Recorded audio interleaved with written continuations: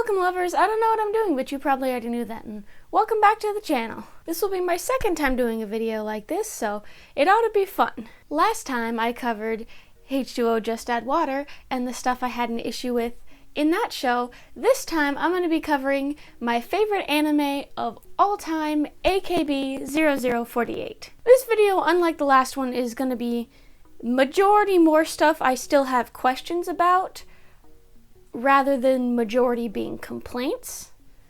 Still the same type of video. Now, before I got it on DVD, I already watched it about a dozen times, but since getting it on DVD, I've watched it 3 more times, and I haven't had the DVDs that long, so I love this anime. I don't want that to be, like, confused. I just have some questions. By the way, spoilers, duh. I mean, the anime has been out since 2012, I think, but spoilers anyway, because it's kind of a niche anime and not a lot of people have actually watched it, as far as I'm aware. But my first concern and only real complaint is why the fuck they don't have a therapist. Like, at no point do they even offhandedly mention, I should go see a therapist, or we have a therapist, or anything like that. And they should definitely have one.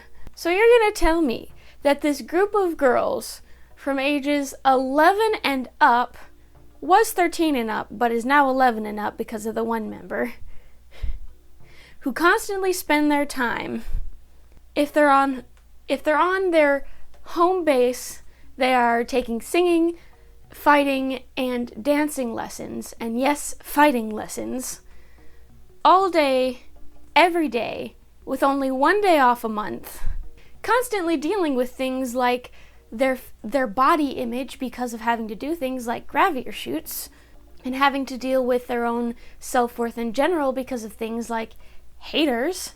Also having to deal with the kinds of haters who will literally send them death threats just because they want to succeed the name of the person that the hater is already way too obsessed with. Having to deal with the stress of knowing that them being in this group puts their families in danger if their families are on the planets that have entertainment bans, on top of the times they go off-world to visit planets that have entertainment bans, specifically to do entertainment, so they have to deal with getting literally attacked by the government with explosives and nets and guns, resulting in near injury, near death, or death, the injury of people that they know and care about, the injury of fans, and just, the etc. that goes with that situation. And they don't have a therapist. Not only that, but their manager, who used to be part of the group, who obviously cares so much about the girls and their health and their mental health, and you're telling me that she wouldn't take the time to find a therapist for them? I mean, it's her job to make sure that they still have a proper cook and a teacher and any other staff that they need, and she doesn't have a therapist for them? Hello, CPTSD. Not to mention the fact that a lot of their interpersonal issues, like the whole situation that happened with TakaMina and Kanata and who the name belongs to, would have been dealt with a lot easier and a lot smoother had a therapist been present. Like, even if somebody had just offhandedly said, hey, I'm gonna go visit the therapist today or something like that, that'd have been fine. Because then they would have a therapist. Everything else is more just things I have questions about, so that was the big one. Another thing that I'm confused about is the fact that they kind of made the girls stupid. Not like intentionally, I don't think, but for the sake of drama. In the same way that H2O Just Add Water made its characters stupid, it does that a little bit in 00. Like, don't get me wrong, the very early areas of Chieri, she was kind of a bitch. But after they became trainees, there were several occasions where she said something that made sense, and that was in no way said in a harsh manner or phrased in a harsh manner, but still the other trainees would react like she just fucking shot somebody. Like, how could you say that? What is wrong with you? You're terrible. Literally on the first day when Kanata was kind of out of it because she was upset about her sister being there, and the teacher was like, hey, you guys should change positions because I'm thinking of the dynamic of the group.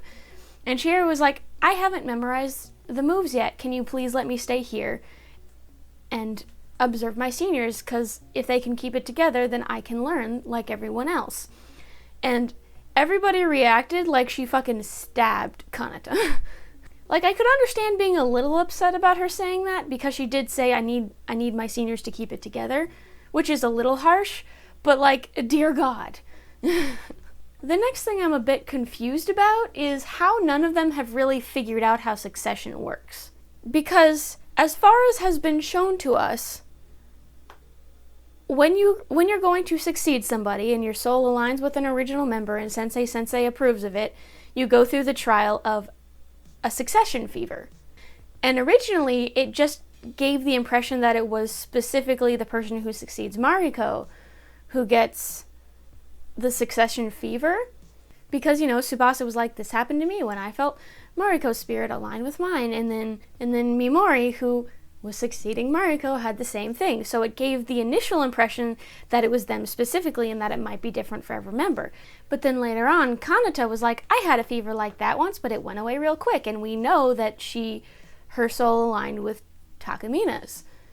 And when she said that, the person who was currently TakaMina seemed to react in a way that she understood what that meant, regardless of the fact that the rest of the time, she acts like she doesn't know what that means.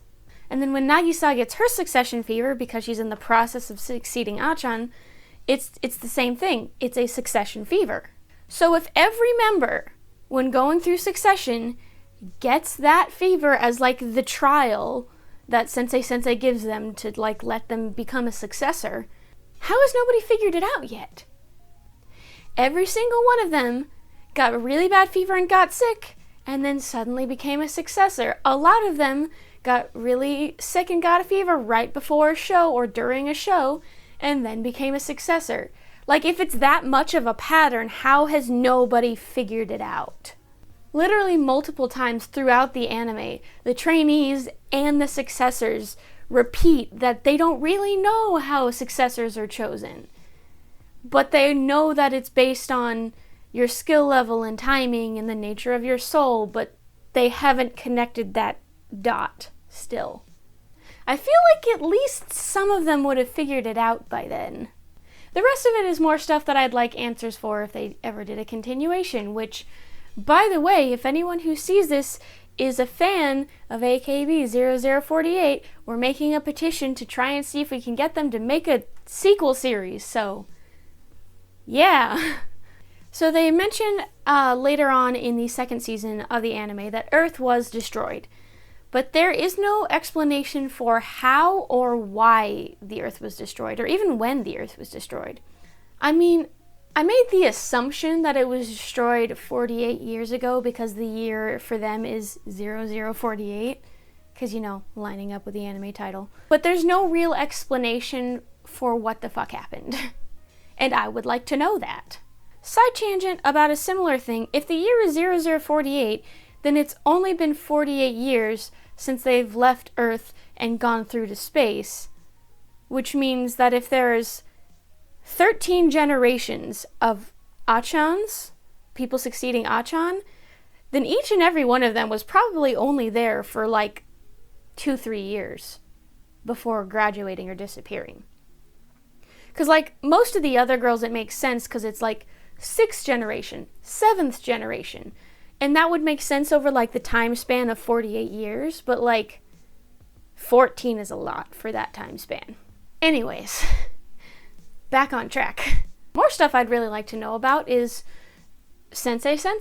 So I know that Sensei is supposed to be shrouded in mystery, but I would like at least a little bit more lore on what he, she, they are, because, well, I'm curious. So, like, we know that Tsubasa-san and the other ladies that you see in the sacred place can hear Sensei, whereas people like Tomochin can't hear him per se, but can feel like inside them what it is that she has to say. And I'd like a little more explanation on how that happens and who they decide that they want to be able to hear or feel their presence. Or if that's like a natural talent somebody has. And also how they figured out what the sacred lyrics are and what the specific things that they have to say actually mean. Because they clearly have reached a point where they know what a lot of it means. But we don't really know how they got there. We also don't know how they figured out about Sensei in the first place, which I am very curious about, honestly. They explained that when dualium was discovered, the Kiraras were discovered with the dualium.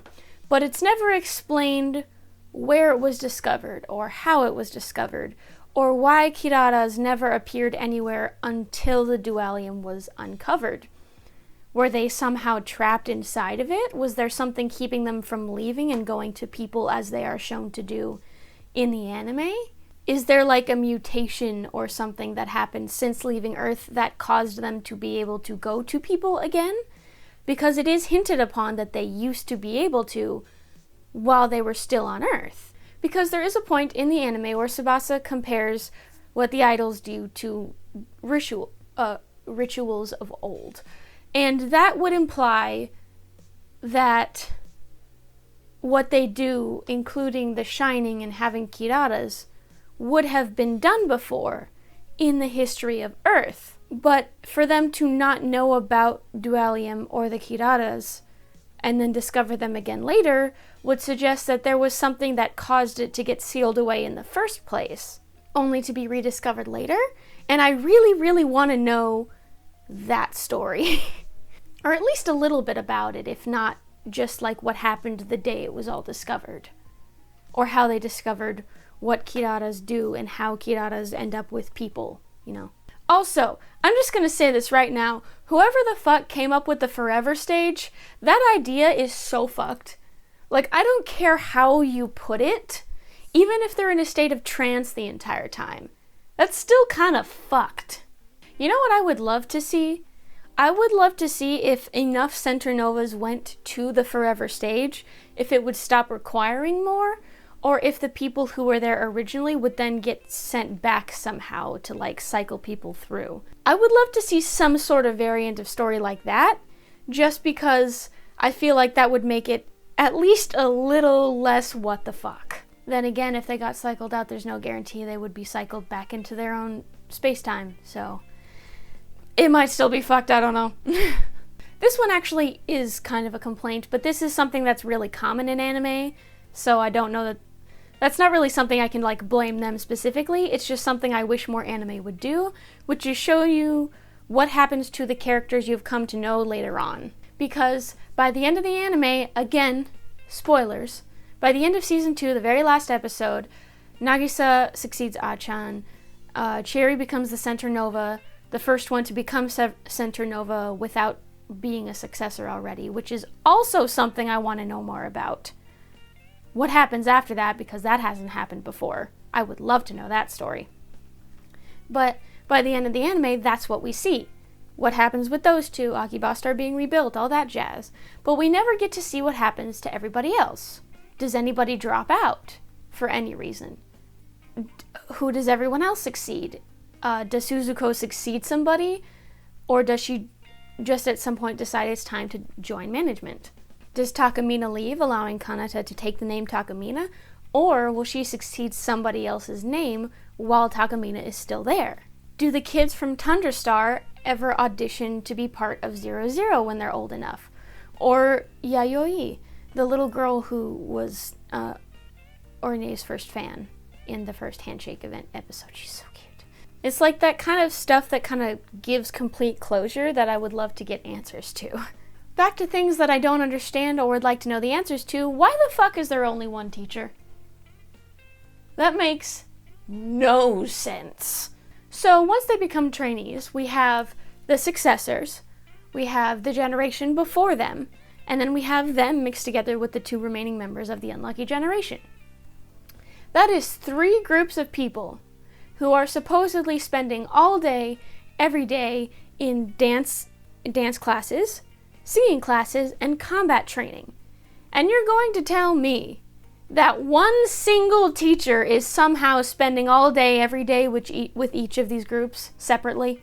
Like, don't get me wrong, there is a time or two where they're like, oh, we have to practice on our own because the teacher's got to focus on the understudies for this thing or for that. But how is that not happening all the time? There's only one teacher. It would make sense if there was one teacher specifically for the successors that would occasionally, like, work with them if they're, like, doing understudies or something like that. But shouldn't they all have their own teacher so that everybody does get an equal amount of training time? Like, the fuck?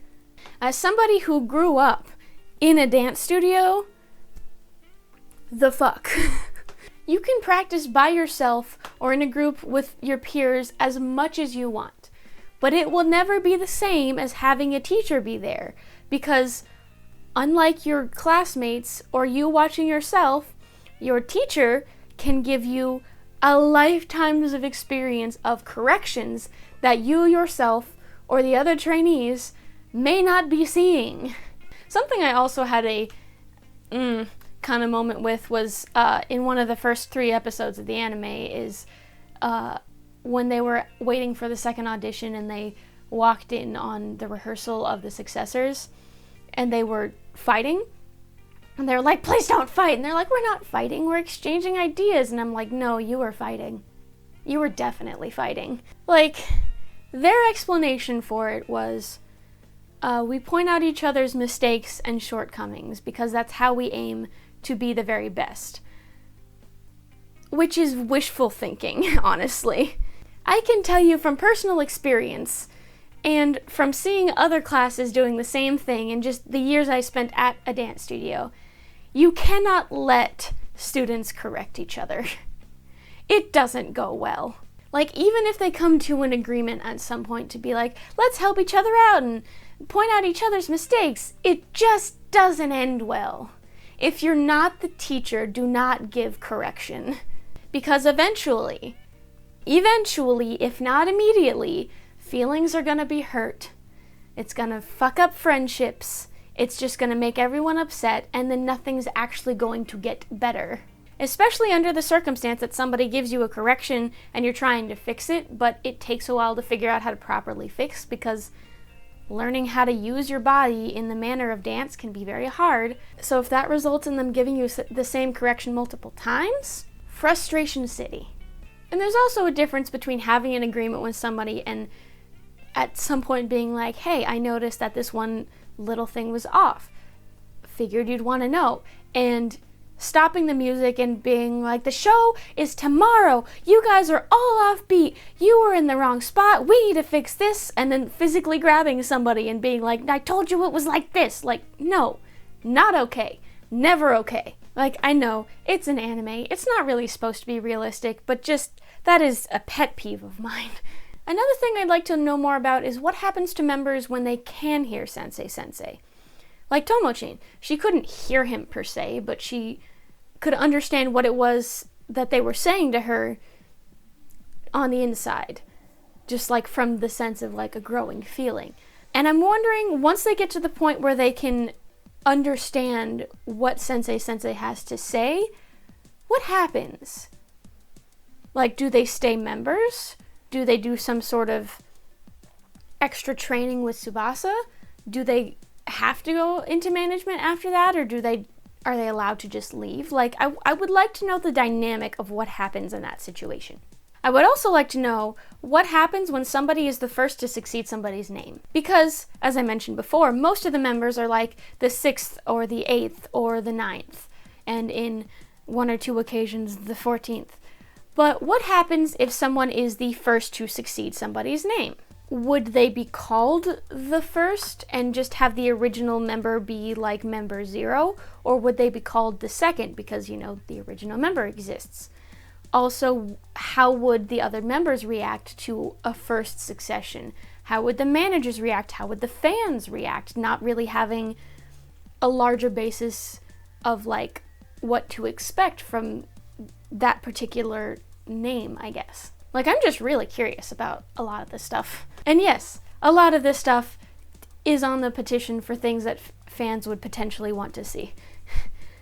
I'll try to put the petition in the description once it's actually up and ready. But yeah, that is my complaints and concerns and questions regarding AKB0048. So that is the end of this video. Hopefully you enjoyed it, but if you didn't, that is perfectly okay and perfectly understandable. But hopefully I'll see you in the next video anyway. So until then, I hope the rest of your day and or night is just as lovely as you are. So, bye-bye.